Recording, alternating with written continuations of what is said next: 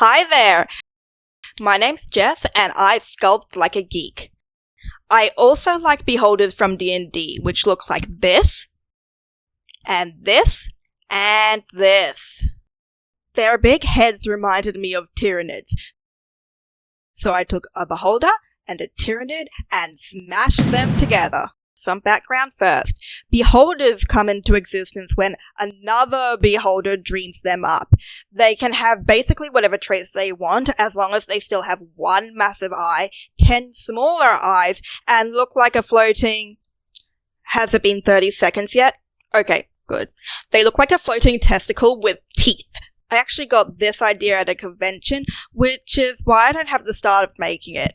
I also didn't have a camera when I first started making it since this is my first vid. Basically, at the convention, I made an eyeball covered in foil and then clay, slapped more clay on top for the crest, and marked out the segments. From there, it was just a case of defining the segments and adding worms of clay where I wanted the crest to come to a point. By that point, the eye looked really weird. It didn't have a brow, so it was very much in that uncanny valley area and didn't have the menace I wanted to portray. So I carefully gave it a thick monobrow. They have to have a monobrow. They only have one eye. Don't shame them.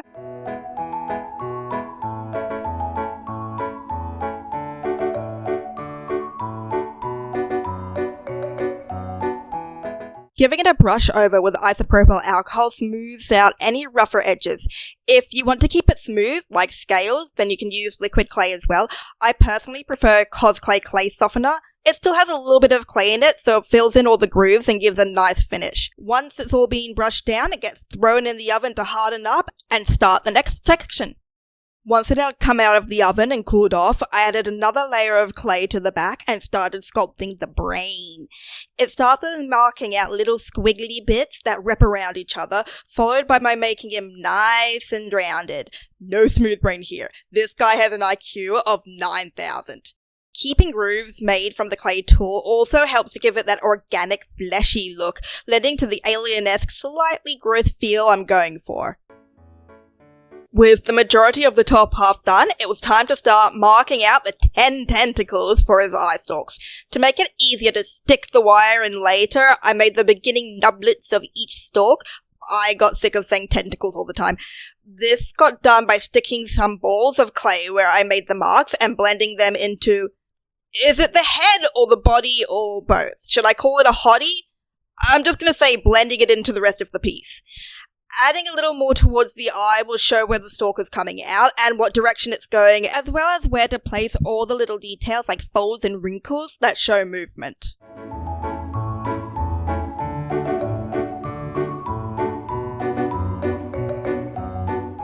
Even after all this, it looked a little plain to me, so I turned back to the Tyranids for inspiration. They have these weird holes along their head, so I basically just took those and popped them behind the stalk nublets before going around and adding in all the little details to make it look extra fleshy. This mostly just meant going around and adding wrinkles in where the nublets bend and marking out the lines of movement from the eye to the nublets. With the top of the head mostly finished, it was time to work on the lower jaw. After shoving some wire into its brain through the top of its mouth, I wrapped it up in a bit of foil to support the clay and also to bulk it out just a little bit. Polymer clay be expensive and I don't want to waste any. With the base for the lower jaw all done, it was just a case of slapping on more clay to build up the jaw until it was large and gaping enough to add the teeth. Believe me, there were a lot of teeth. Big old chompers, even though I don't think beholders have a stomach, so I'm not sure why they need teeth at all. Maybe just to look menacing, as if a floating Cyclops Medusa head wasn't menacing enough. Instead of giving him lips, I wanted the teeth to come straight out of his jaw like venom. Honestly, if it had lips, it might actually be more terrifying and alien. Here I don't know what I was doing exactly. I think it was another Tyranid thing to make the lower jaw look more interesting than just a flat area with not much going on.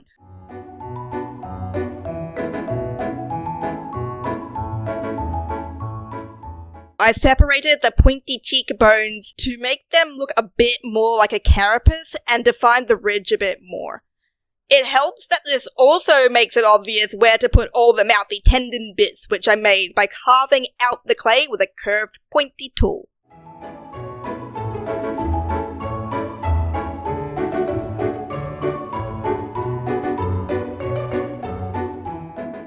After throwing it in the oven again for another bake, it was time to add a little bit more detail around the mouth. I'm still not giving it lips, but this little snake of clay will make it look like the skin is pushed up around where the teeth are coming out.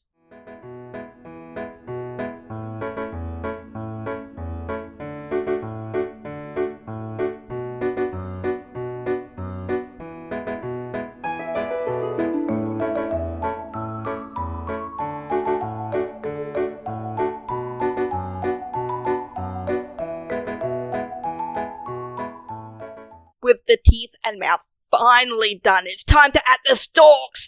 The thing that makes a beholder a beholder!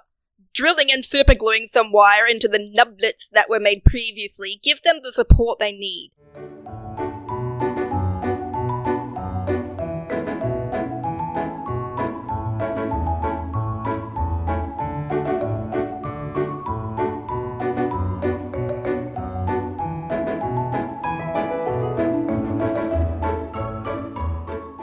Before adding any more detail though, we gotta slap some clay on them naked wires.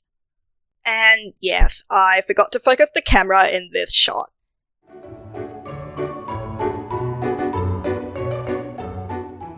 Anyway, once the stalks have been clayified, it's time to define the tendons where they bend to make it look like the stalks have muscles in them and aren't just flopping around. This is done fairly easily with a small ball stylus.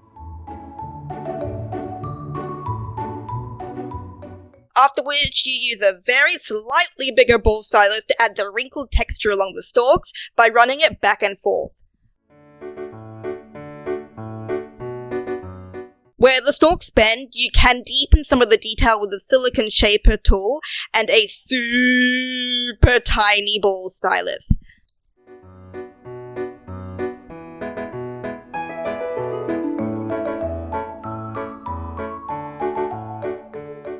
Where the bends are drastic, some harder tools are needed to make deep wrinkles where the skin gets smooshed together.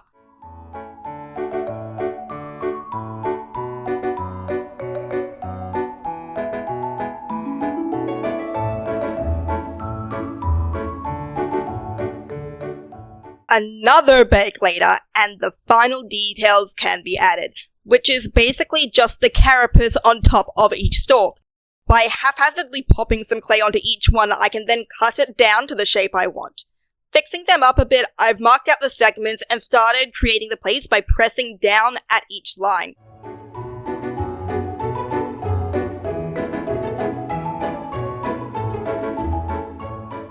Once the segments have been thoroughly flattened, you can just give them a quick brush with isopropyl alcohol and leave them in the oven to harden. All the sculpting done, it's finally time to start painting. I did make the base off screen. It was my first time using Sculpt-A-Mold, and although messy, I gotta admit it turned out fantastic. The first layer has no finesse, black paint over the whole thing. Got too much on your brush? No problem. Let it drip. It just adds texture to the rock. Pretty sure I also painted myself doing this.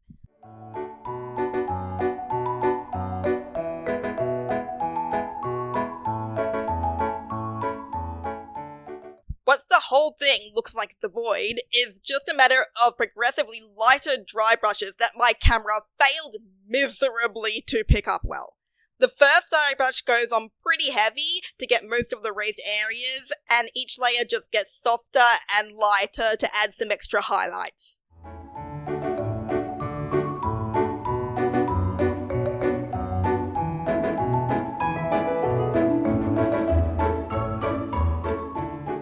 That's all I did for the base. Yes, really.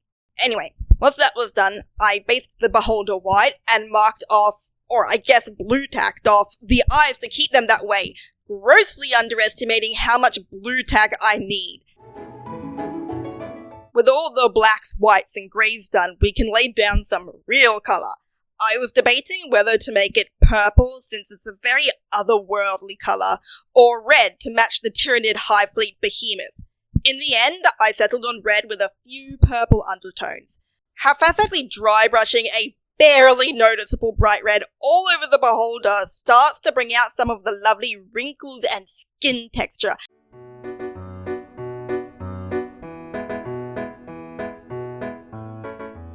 Before I can come back around with a homemade brown wash to get into all the nooks and crannies.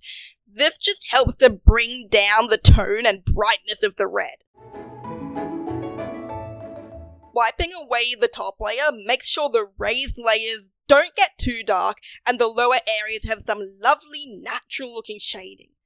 The left side also gets a solid brown wash and wipe. I'm sure there's toilet humour in there somewhere.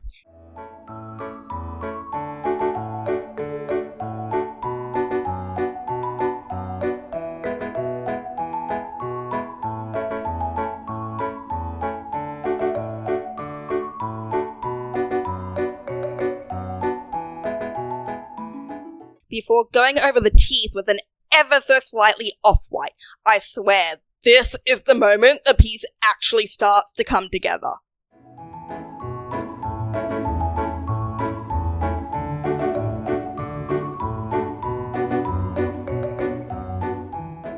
With the teeth done, work on the carapace begins, starting off with a base of black, which is the easiest paint because it takes like one layer for a solid colour, technically shade.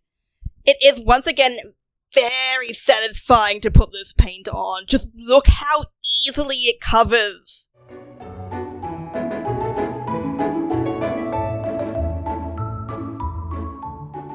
With the stalks done, it's time for the big boy, by which I mean his crest. With all the black laid down, I really wanted to add some more purple, so started doing some edge highlights along all the carapaces with a deep purple, working my way up to a lavender at the tippy top. This was done on all the carapaces. I just didn't film it all. Please enjoy this footage of me struggling to take the blue tack off. I wanted it to be another really satisfying moment when it all comes off in one piece, but no, it had to thwart my plans. Seriously, this was so much more painful to get off than I thought. At least the smaller eyes were easier.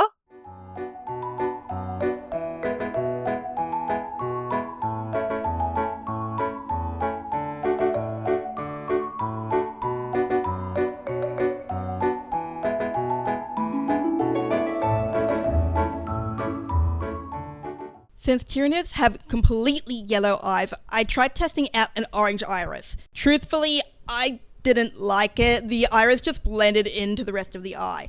So I just painted the eye yellow and decided on the iris colour afterwards. Cracking out the brown wash again, it goes around the rim of the line, giving it a murky, sort of wide-eyed look. Wiping away the excess yellow and brown also gives it a nice shiny highlight, before going around and blending everything into the rest of the brown wash.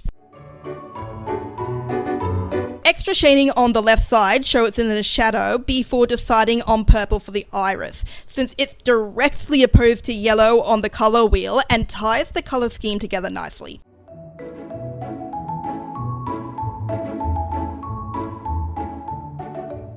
Then I have to do this thing on 10 more eyes.